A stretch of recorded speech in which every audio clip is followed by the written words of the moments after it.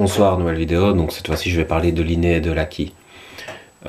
Deux visions qui s'opposent. L'inné, c'est plus la programmation, le destin, et l'acquis, c'est plutôt le choix, le libre arbitre. Alors en fait, je vais commencer par une citation d'Einstein. Si vous jugez un poisson à sa capacité à grimper un arbre, il passera toute sa vie à croire qu'il est stupide. Alors c'est plutôt une vision qui défend l'inné, qui dit il faut se connaître soi-même pour savoir vers quoi on va se diriger. C'est-à-dire que le poisson, il ne sait pas grimper un arbre. Pourquoi? Parce que c'est un poisson. Donc il est biologiquement fait pour être dans l'eau. Si on le met hors de l'eau, il est là, il se noie, et voilà. Donc il y a une question d'adaptation à l'environnement par rapport à ce que nous sommes, tout en le sachant. Ça, c'est la part d'inné.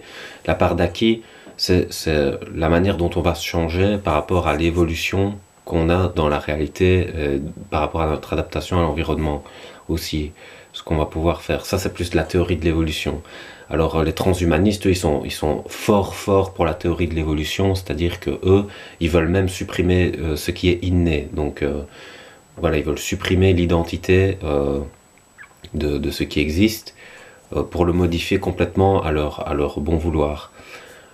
Et puis après, il y a la théorie de l'évolution. Évidemment, il y a les créationnistes. Et les créationnistes, eux, ils disent il faut rien modifier, tout est parfait, il faut rien toucher, etc. Donc, quand on regarde la nature, on peut se poser des questions sur sa perfection. Donc voilà.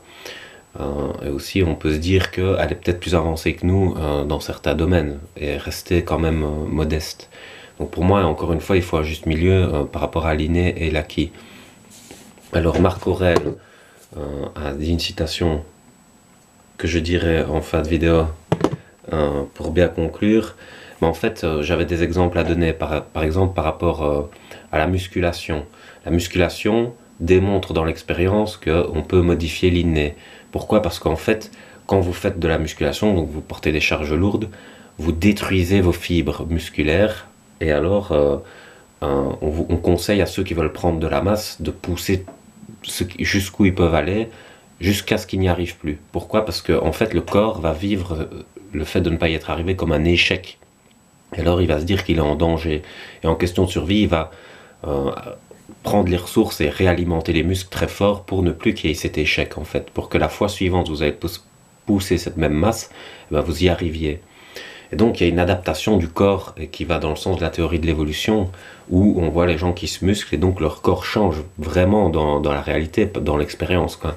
Donc on voit bien qu'on peut modifier l'inné quand on doit s'adapter à l'environnement. Maintenant, il y a un autre exemple pour défendre l'inné plutôt que de défendre l'acquis, comme je vais de le faire, c'est les atomes. Par exemple, dans les atomes, c'est pour ça qu'il ne faut pas opposer les deux visions, et c'est justement avec cet exemple-là que je vais vous le prouver. Dans les atomes, vous avez une partie qui est le noyau, où il y a les protons et les nucléons, et puis après vous avez les électrons qui gravitent autour. Alors, les électrons, eux, ils changent d'atome, voilà, ils sont libres, on dit électrons libres parce qu'ils passent d'un atome à l'autre, et donc ils ne forgent pas l'identité de l'atome. Sauf que si l'atome n'avait pas d'identité, ben, on ne pourrait pas dire qu'il y a de l'hydrogène, on ne pourrait pas dire qu'il y a du carbone, on ne pourrait pas dire qu'il y a de l'oxygène. En fait, il n'y aurait pas d'identité à la matière, et donc leur réalité n'existerait pas s'il n'y avait pas d'identité, s'il n'y avait pas ces noyaux pour donner l'identité aux atomes, si tout n'était qu'électrons. Et en même temps, s'il n'y avait pas ces électrons pour s'échanger d'un atome à l'autre, il n'y aurait pas de communication, et donc il n'y aurait pas le monde ne pourrait pas être créé comme il est par rapport à ces interactions et aux mouvements, tout s'effondrerait sur lui-même, et le monde n'existerait pas, voilà, parce que il n'y aurait pas d'électricité qui permet la communication. Alors c'est grâce à ces exemples-là qu'on comprend qu'il faut prendre en compte et l'inné et l'acquis. Et en fait, je vais justement citer Marc Aurèle maintenant, puisque ça va être la fin de la vidéo. Alors Marc Aurèle, il a dit une super phrase qui pour moi résume ça, sur ce sujet-là. Que la force me soit donnée de supporter ce qui ne peut être changé, et le courage de changer ce qui peut l'être, mais aussi la sagesse de distinguer l'un de l'autre. Pour moi, c'est magnifique. C'est-à-dire que quand on a un phare, il ne faut pas le perdre de vue, mais il ne faut pas non plus avoir trop d'ambition et alors se noyer parce qu'on est trop étiré entre ce qui est possible de réaliser et ce qu'on aurait envie. En fait, il faut arriver à concilier les deux. Alors, moi j'ai écrit laisse tomber ce qui est mort, sinon tu te perdras avec. Donc c'est-à-dire s'il y a un poids mort comme ça, comme si vous étiez alpiniste qui vous tire vers le bas comme ça, et que vous vous obstinez à le retenir, vous allez finir par tomber avec.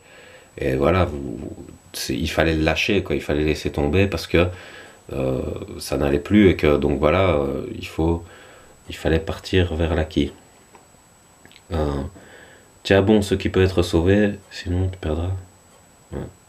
Sinon, à contrario, il faut tenir bon ce qui peut être sauvé, sinon on perd ce qu'on laisse tomber. Si par exemple il y avait quelque chose qui était possible à réaliser et qu'en fait on l'a pas fait, bah là on laisse tomber quelque chose qu'on aurait pu garder, quoi. Et voilà. Donc je trouve que la citation de Marc Aurèle, elle résume tout. Et j'espère que ça vous aura plu et que ça vous aura fait réfléchir sur ce sujet-là. Donc je vous laisse, bonne soirée.